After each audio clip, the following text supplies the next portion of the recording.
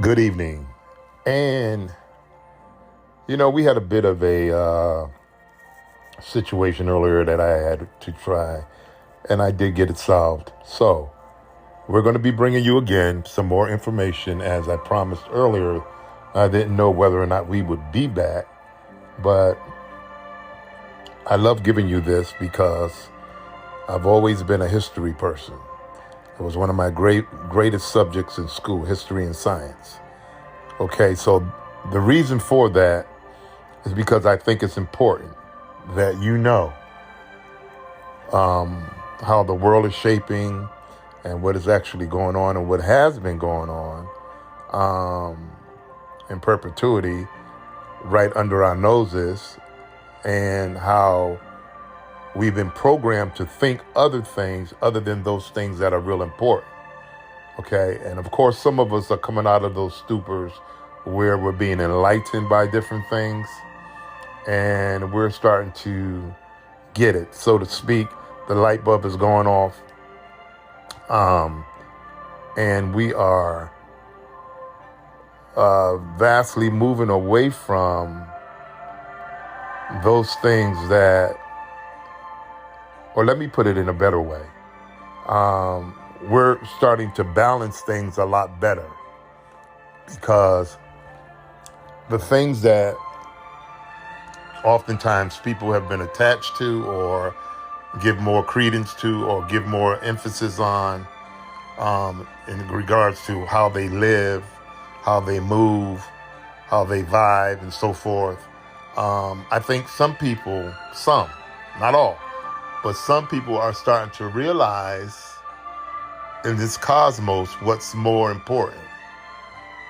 Because at the end of the day, as we often say, it is your inferior being and your solar self, your spiritual self, that holds more weight than anything else in the cosmos. Okay? Don't be fooled. Don't be fooled, because if you're fooled by what you can touch, taste, feel, and hear, then you're going to miss it. And I've said that several times before. So again, we're here to bring you this information that we were talking about earlier this afternoon.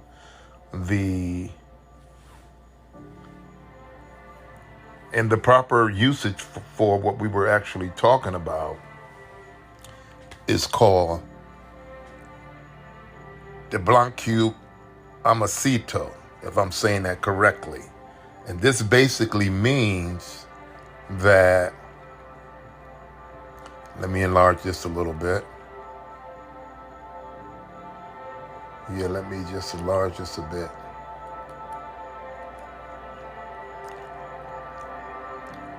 Okay, in the Spanish,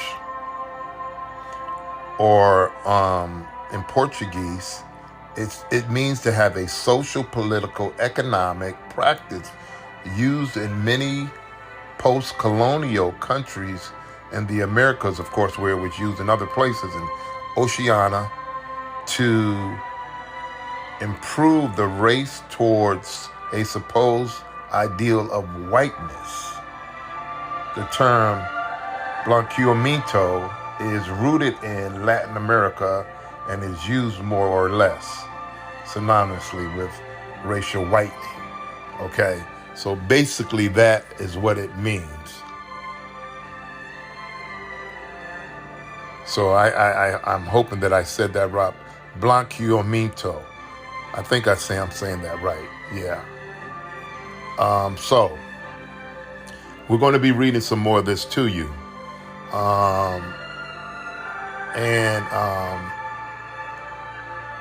This is what has happened to many of the people around the globe, as I mentioned earlier. And so we want to bring you these things. And when you go to the podcast, when when you click on the first episode that we did this afternoon, you'll be able to listen, obviously, and you'll be able to get this information. And it's kind of like a overflow of what we talked about in the Black Hawaiians and how they were disposed by the U.S. government, and these planters who came in and usurped the land and took it over and so forth and so on. You know how it goes. And so this is like a continuation of that. Okay?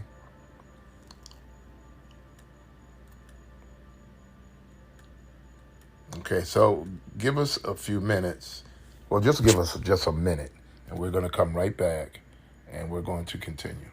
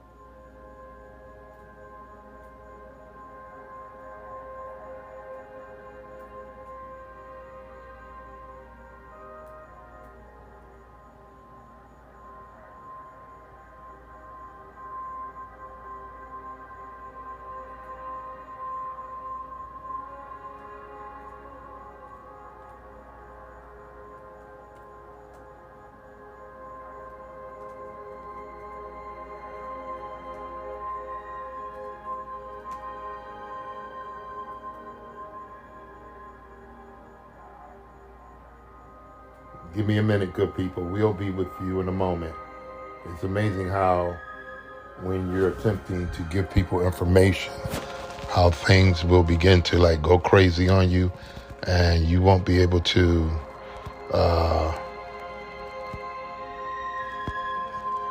get back to where you were. So give us a minute or so. We'll be right with you. Enjoy the music. You're listening to Scott Buckley.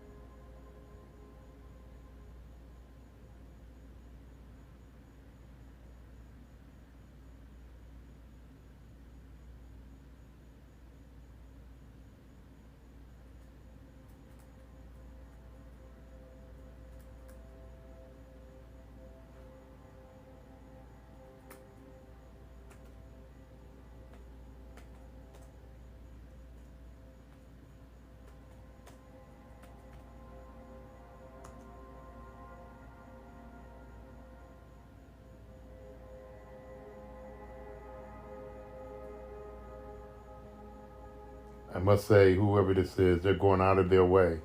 It's really amazing how people will try to disrupt what you're doing. We're having some technical difficulties, but we'll be with you in a moment. Just bear with us. The information actually is worth it. It is more than worth hanging in there. We appreciate it.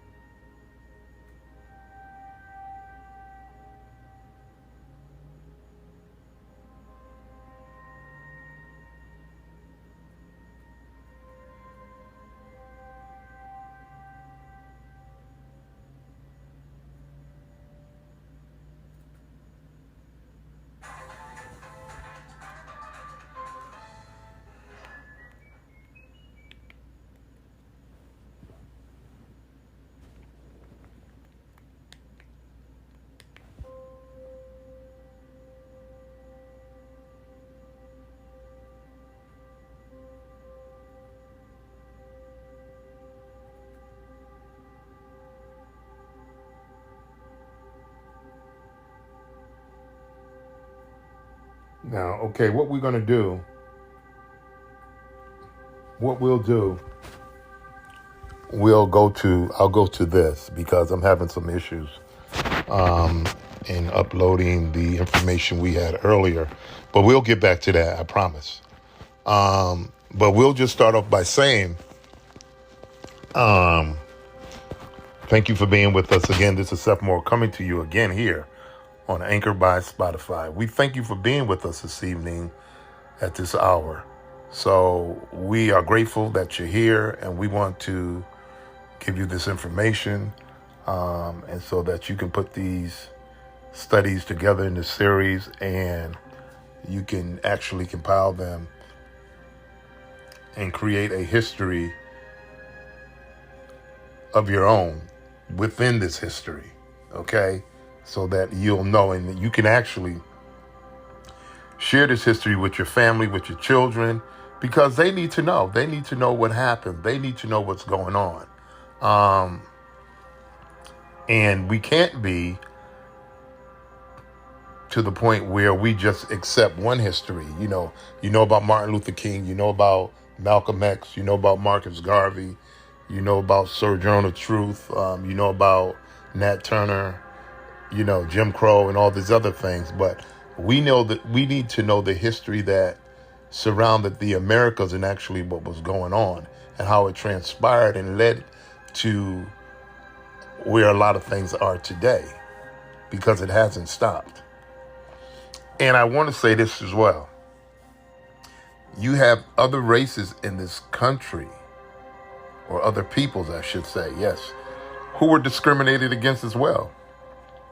And I'm going to give you a bit of that. Like the Irish, the Italians.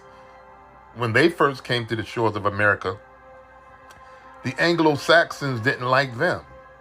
They thought the Irish were dirty. They thought the Italians were dirty. And in a lot of cases, they were.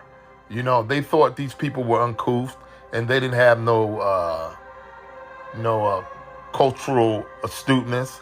And so a lot of these people were. And let me just give you a bit of what happened.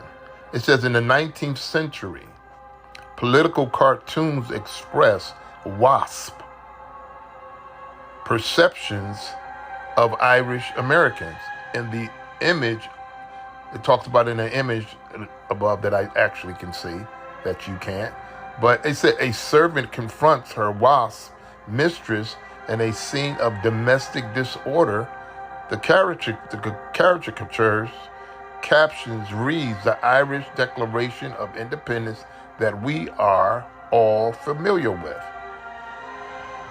And it goes on, and I quote, to say, the two women appear in contrasting ways to highlight ironic subversion of middle and upper class values. The mistress should be reprimanding the servant for making a mess in the kitchen. Note the blowing teapot, smoking oven, and dropped plate. Instead, she is begging for a return to order, or perhaps herself apologizing. The servant, taller and stronger than the mistress, with an Irish clover design on her dress, raises her fist defiantly. She is portrayed as masculine rather than feminine. Her body is larger than her mistress, with bulging muscles and legs spread aggressively. So they did this to everybody. They make caricatures about everybody, depicting everybody to be beastly and to be, non-feminine, and to be all of these different things, to give a worldview and a narrative of people that were demonstrous and all of these other characters other than themselves. Okay? And it says the two faces contrast, whereas the mistress features, now listen to this, gazing upward, are conventionally feminine. The servants are masculine or perhaps ape-like, with buck teeth, large upper lip, and downward self-righteous gaze. Finally, the ironic title contrasts we with the Irish.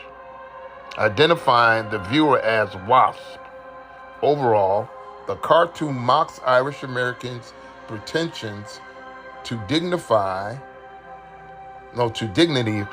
and autonomy by presenting these as ridiculous imitations of the serious American Declaration of Independence. Irish self-assertion can only create domestic national disturbance. So this was done to a lot of people. This was not only done to us, but we got the worst of it. That's the thing. Nobody talks about the African Holocaust.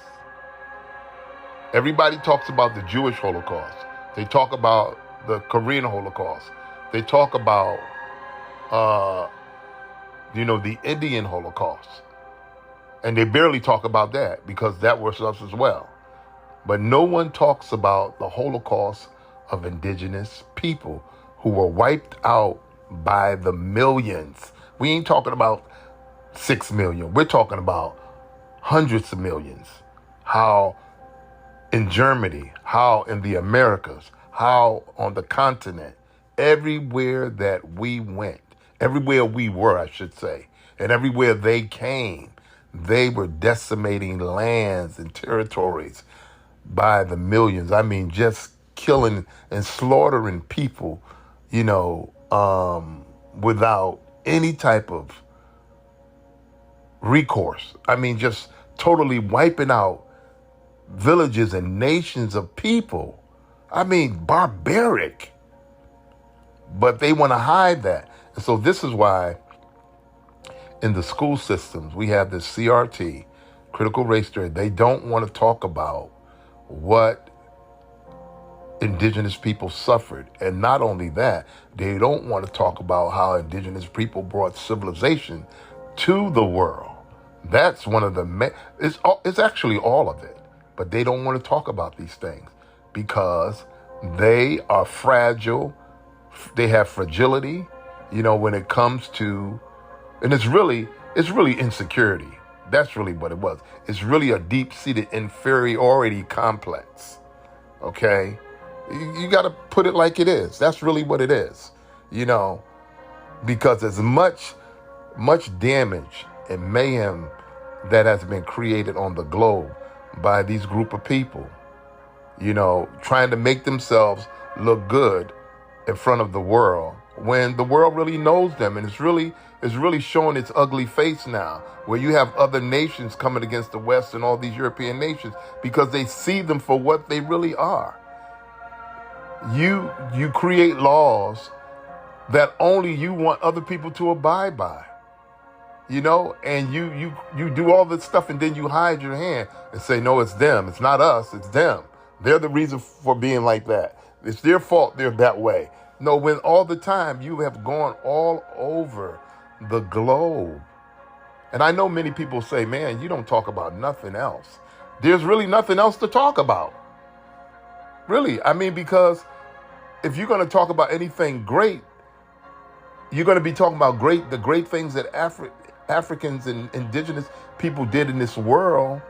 And there's very little to talk about when it comes to how, people have treated indigenous people. You don't have anything really good to talk about. And if you do, it's very sparse. A little bit over here, a little bit over there. And really, when that is actually being done, there's an agenda behind that. So really, come on. And so if you don't like truth, that is your problem. It's not mine. And that's really a sad thing, that the world can actually be a better place. And things are changing in some areas, but under a lot of stress and consternation. It's been this way for the longest time, but the Creator is actually changing it. This is why, trust me, this is why I'm having problems with getting a lot of these messages across, because you have haters and people who are coming online trying to block a lot of content, And even maybe the powers that be, even some of these people where you're using these platforms, they are very fragile. They only want a certain amount of your information. They only want you to get a certain amount of clicks. And I'm not doing it for clicks. I'm really not. Okay? I love giving you this information, but they're so fragile. They don't want this information to get out. So they'll only allow a certain amount of people to listen, and they're actually navigating this information. Trust me, they are. They're navigating this information and navigating how many people can actually listen to you. And so in essence, when they say you may have gotten 50 likes, you may have gotten 500, but they won't allow you to get that because it means that they have to pay you. So they're closing. You know what, people that do this, you know what I'm actually talking about. And then of course you have your own and people in other spaces who are doing this as well. Anyways though, moving right along. Unlike in the 1800s, Irish Americans today, like Irish in Ireland, Northern Ireland, and Britain, and elsewhere, are perceived themselves as fully and unambiguous white, ticking this box on census forms. Okay? Irish no longer stand out from white Americans in religion, wealth, politics, education. How did Irish Americans undergo a social process, not merely of assimilation, which we talked about, right? But of whitening, and over many decades become white. Okay? And how did racial assimilation work with other European groups, such as Italians, Poles, Hungarians, Greeks, Jews? How has whitening changed or not change white perception of African Americans, Asian Americans, and Hispanics? What is whiteness and how does it reflect social power? So they changed the dynamics over time because it wasn't a benefit to them to keep Irish or Italian people. All of these people became white over time because it wasn't to their benefit to have these classifications when it came to land, resources, privilege, and all this stuff. So they had to group in all of these people. You understand? They had to group in all of these people.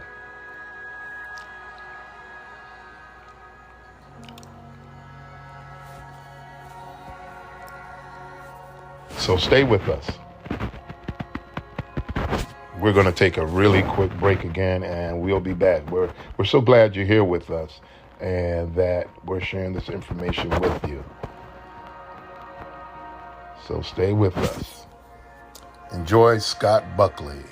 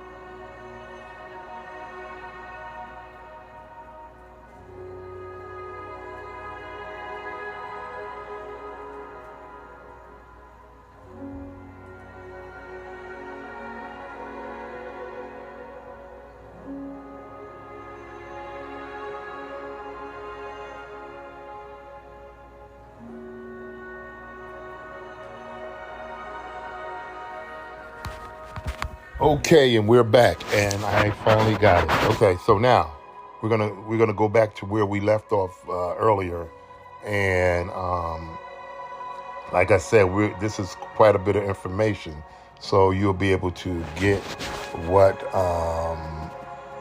we're giving to you here. Okay, so we're gonna pick up there.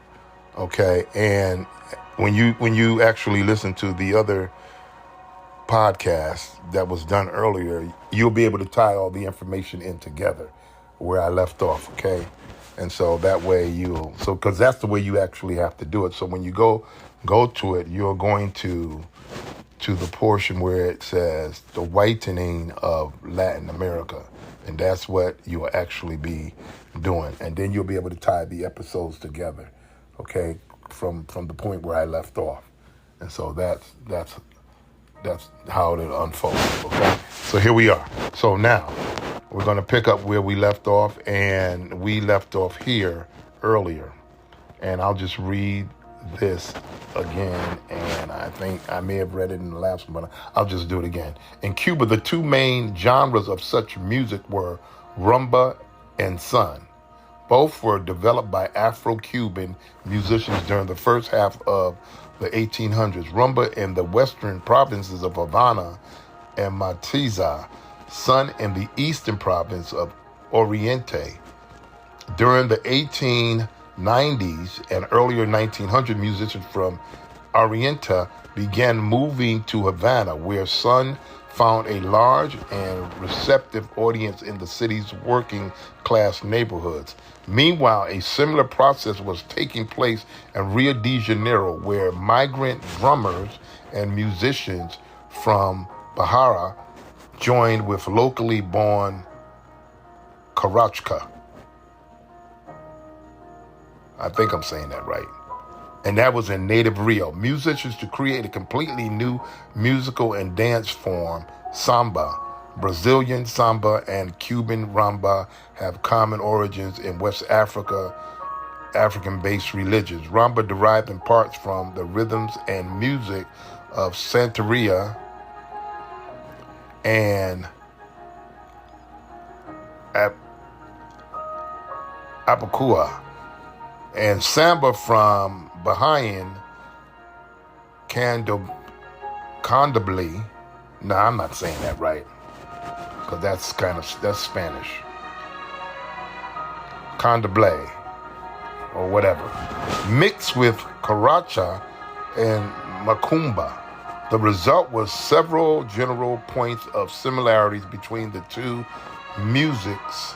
Okay, their insistence, it was a 2/4 beat. And most musicians actually use that 2/4 beat today. Okay? It hasn't gone anywhere because it is really the base of rhythm. And all of this comes out of the continent. See? We brought it all to the world.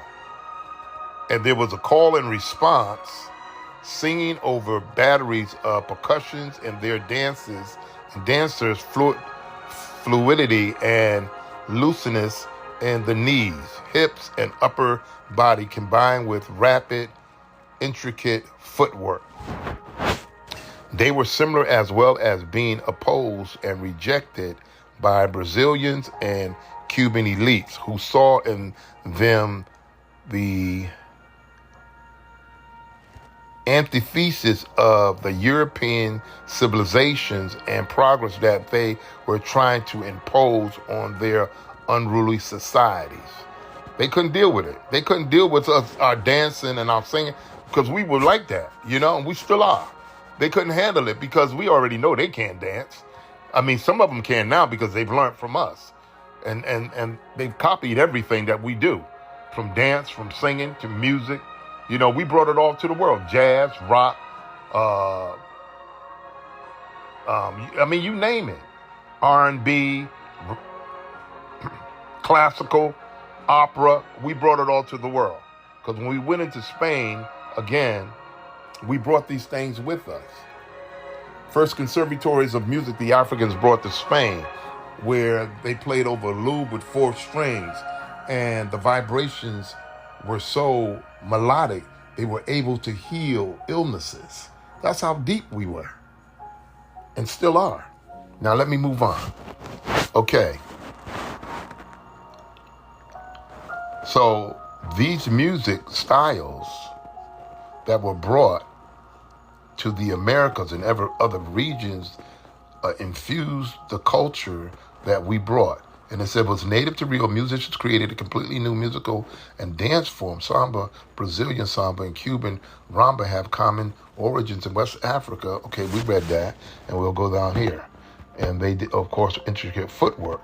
They were similar as well as being opposed and rejected by the Brazilian Cuban elites who saw in them the antithesis of the European civilization and progress that they were trying to impose on their unruly societies. Civilization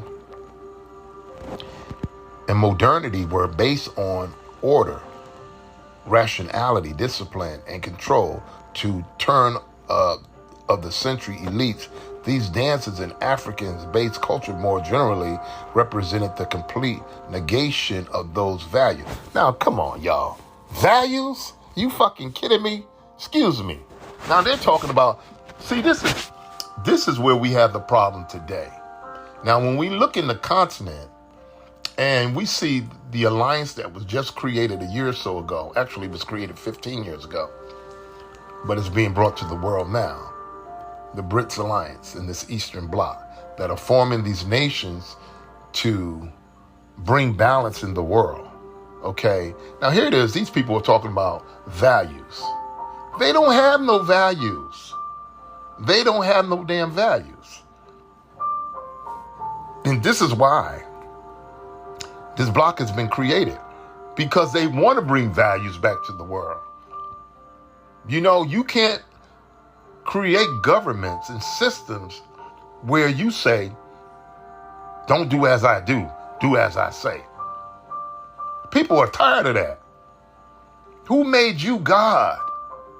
Who made you the creative source in the universe? That you could say when people live or die. The nerve of you, the gall you have as a brute beast to say to the world, we say who lives, we say who dies, we say who can eat, we say who cannot eat, we say who can live in this neighborhood, we say who cannot live in this neighborhood, we say who can have health care, we say who cannot have health care, we say who can get a loan from the bank, we say who cannot get a loan from the bank. Are you freaking kidding me? You understand what I'm saying? Listen up. And the world is tired of that. So you have people saying, we're about fairness. We're about equal justice under the law.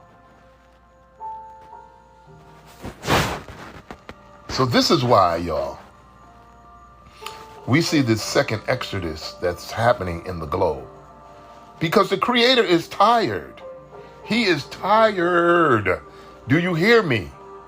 The universe is regurgitating this filth. It's regurgitating this hypocrisy.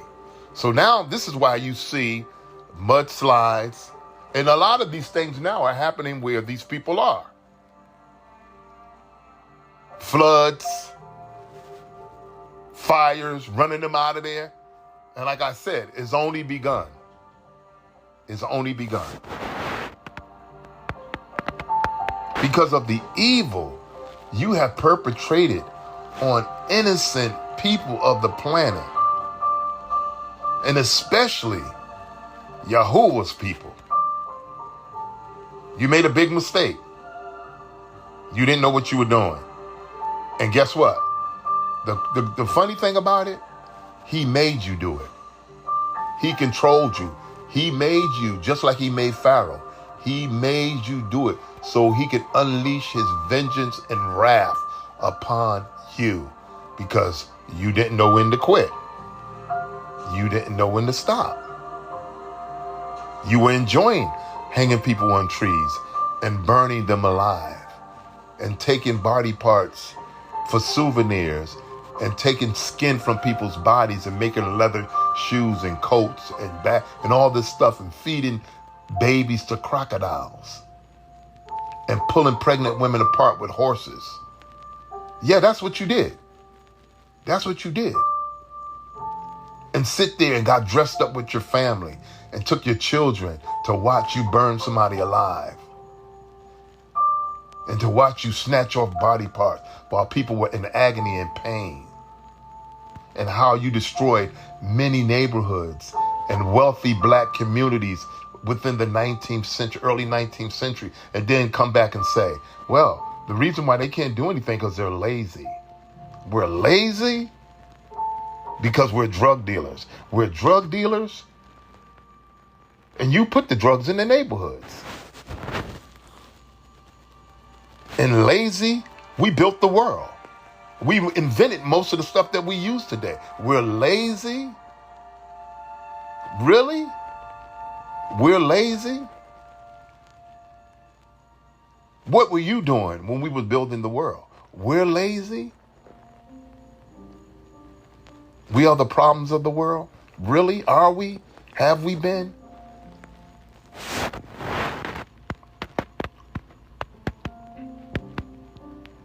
Okay. So now, to turn of the century, as I read, elites, these dances in African-based culture more generally represented the complete negation of those values. As we just said, those values, their so-called values, echoing the scientific racism of the day. Elites and state authorities constantly invoked the alleged dichotomy between European civilization and African barbarism. Can you believe this? European civilization and African barbarism, and called for the suppression of African-based popular culture in almost all its manifestations. In Cuba, such suppression was initially aimed at the Calvados Afro-Cubanos, whose special goal and characteristics the government complained in 1881 is to preserve the dances, costumes, and customs of the savage African tribes. Listen to this. We're savage, right? Wow. The organizations were ordered to divest themselves of their African names, paraphernalia, and rituals, and to reconstitute themselves as Spanish-style mutual aid societies or social clubs. Even on paper, this effort to transform and Hispanize the Calvados was only partially successful. Many retained their African names, membership, and structure, simply adding the obligatory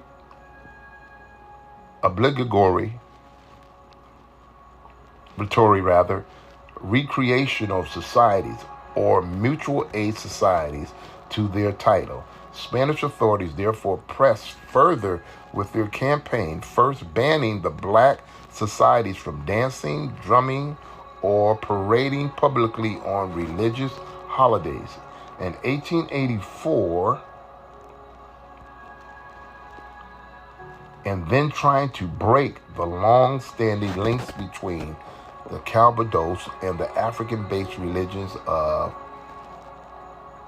Abukua, Santeria, and Palo Monte. During the Independence War of 1895 through 98, over 500 members of Abukua lodges were arrested and deported to prisons in Spain's African colonies, where many of them died. Listen. Brazilian authorities undertook a similar war against Capoeira, which was outlawed by federal statutes in 18 90. In Rio de Janeiro, police arrested more than 600 suspected capopatiratus and sent them to the penal colony on the far offshore islands of Fernando de Noronha. Organized capoeira gangs were eliminated from the capital and from all Brazilian cities except Salvador, where police suppression continued through the 1920s and 1930s. According to elderly practitioners of the sport, the police would tie captured capoeiritas to horses and drag them through the streets at full gallop back to police headquarters. Listen to this. As a result, they jokingly recalled they always practiced near police stations so that if arrested, they would be dragged a shorter distance. This is terrible, y'all. This is what they did. African-based religions were also targets of police repression. Between 1900 and 1920, newspapers in Cuba reported a series of incidents in which white women and children were allegedly abducted and murdered by members of Afro-Cuban cults who supposedly used their blood in initiations or other rituals. Ultimately, more worrying to authorities and elites, however, were not the African religion's supposed aggression against whites, which upon investigation proved to be almost entirely illusionary, but rather their attraction and appeal to whites, while the priests and priestesses of Santeria Candomblé,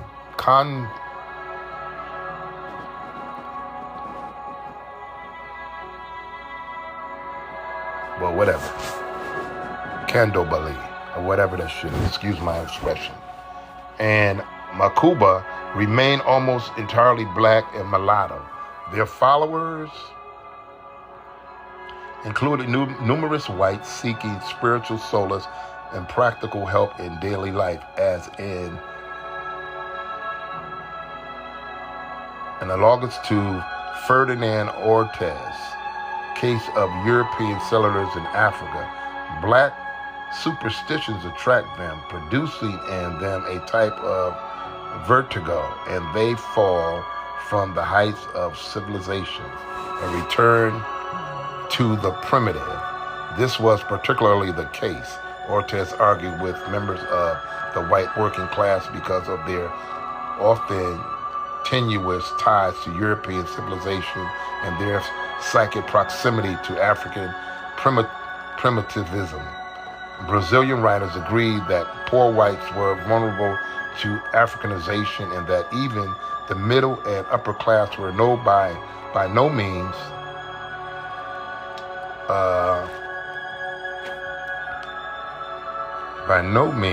where did I stop?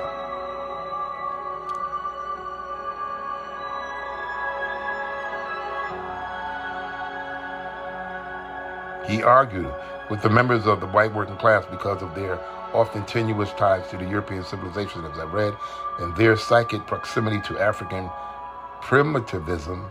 Brazilian writers agreed that the poor whites were vulnerable to Africanization, and even the middle and upper class were by no means immune.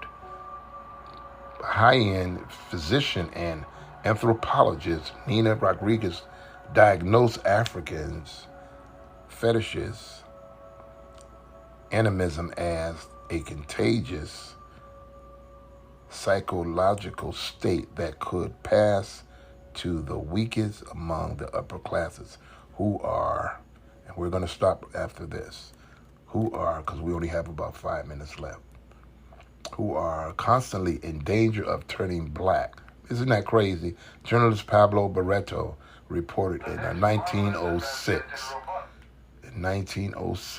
that Rio de Janeiro's middle class. Okay, we're going to stop there. But we're going to continue again with this information on another podcast and another segment when we visit with you guys again. You know, it's crazy how these people think and the things that they've done, and and it's just been horrific in regards to, you know, these people around the globe and what they had to suffer and what we had to suffer and still suffer. But it's soon to be over. It's soon to be over, y'all. So we're in that second Exodus, and